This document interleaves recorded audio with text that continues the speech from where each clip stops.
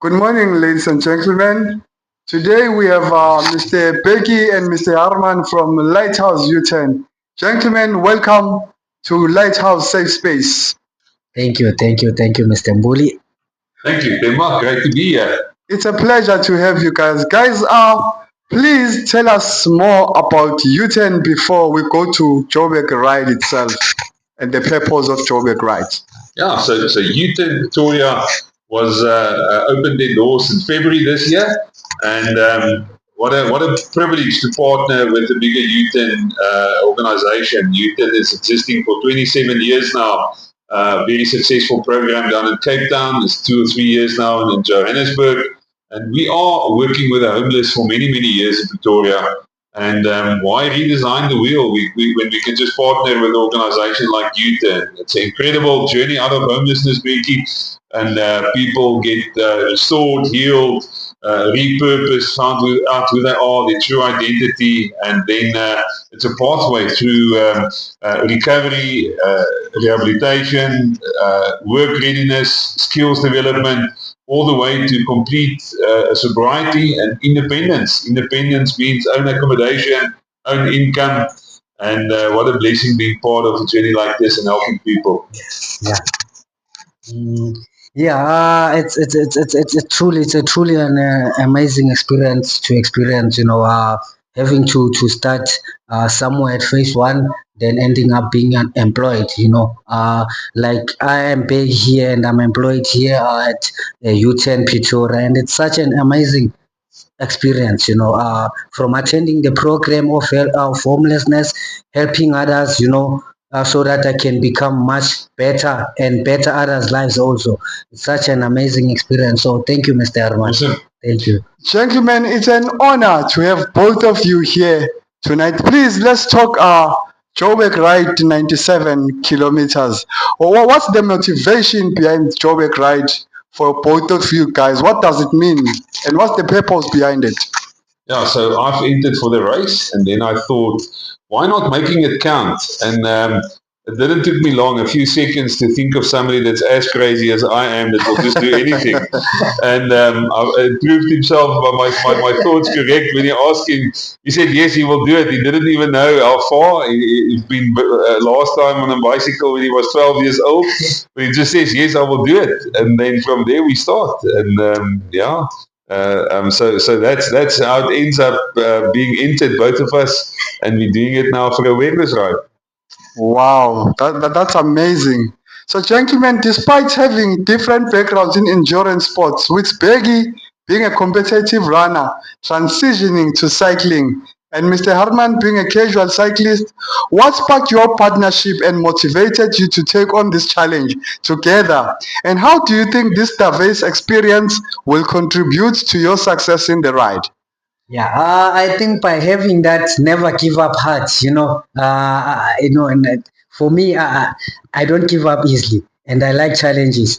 I think it made it easy for us to work together, because we like challenges.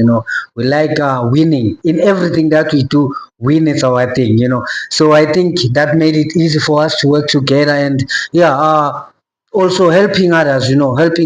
Sometimes when you cycle or when you run, you're not only doing it for yourself, but mentally also you are growing, and you allow God in your life to talk to you. There's this thing that we call meditation. Yes. Sometimes I don't have to go to the mountains and sit there and meditate. No, by running or riding, I communicate with my higher power. So yeah, I think that never give up heart, made it easy for us to work together. Mr. Arman, you can share your part on that. Yeah, and in terms of Vicky is a sprint runner, with the half marathons and with his running. And I always say, my cycling is like these old farm buckies, Becky. You know it. No? It's not pretty when it starts up. There's a lot of smoke and a lot of noise. And but when that old bucky, when the injectors is warm, it's never fast and it's never pretty, but it can go on and on and on. So initially on some of the hills, Becky is much faster. and then when the endurance kicks in, then I've trained him something about the invisible rope. We call it slipstream. So unfortunately, there's not much slipstream if I sit behind him. He's half my size, but yeah, when the endurance kicks in and this old diesel bucky just keeps on keeping on, that invisible rope, he just hooks in behind my wheel, and we can go on and on and on. We've proven that to ourselves, eh? Amazing. So you guys combined together are from U10. How do you hope to use this experience to make positive impact in the community so that they know more about U10? Yeah, first and foremost, we're going to be extremely visible and we're going to be extremely loud. You guys know I don't have an inside voice, so by default I'm loud, but we have even a speaker mounted to our handlebars. So we've pre-recorded about 35 inspirational messages from our clients. 20-30 seconds of just what Youth in Pretoria meant to them, and just something about their story, their restoration, their being healed, set free from addiction and burdens and pain and trauma.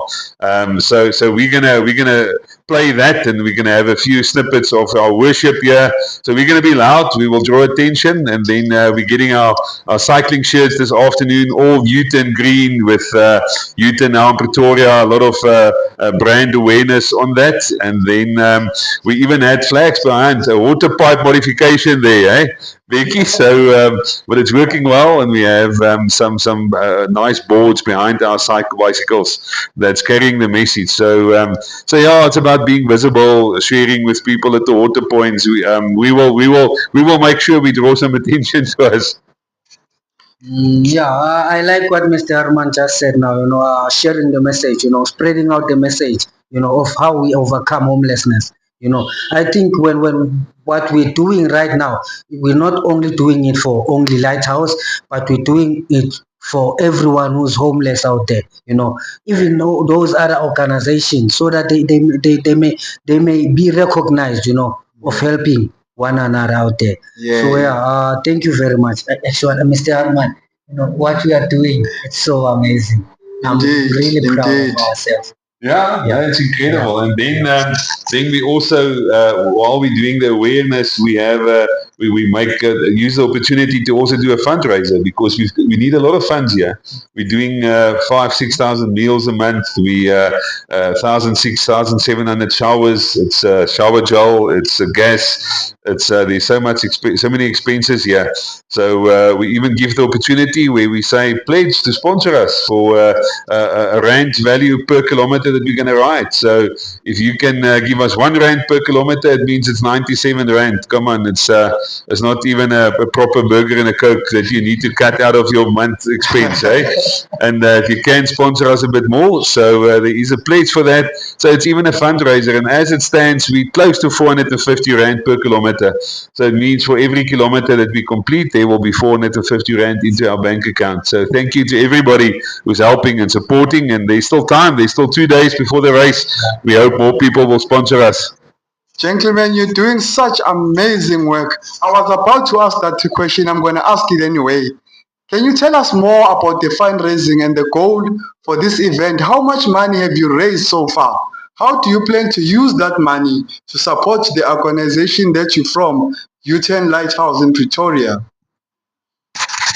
Yeah, so we aim to reach 1,000 rand per kilometer. So we need a bit of funding to carry us through this December, end of the year time, and just into January with our budget. So we were hoping to reach close to 1 month of budget and expense to cover that. So we're halfway there. We're almost halfway there, and there's another 2 days. So yeah, that costing will go straight into our day-to-day operational cost. It will go for gas. It will go for food. It will go for electricity, for rent, for our therapeutical expenses, even some of our salaries. So yeah, we will be good stewards of that, and it's just helping us getting through to another month.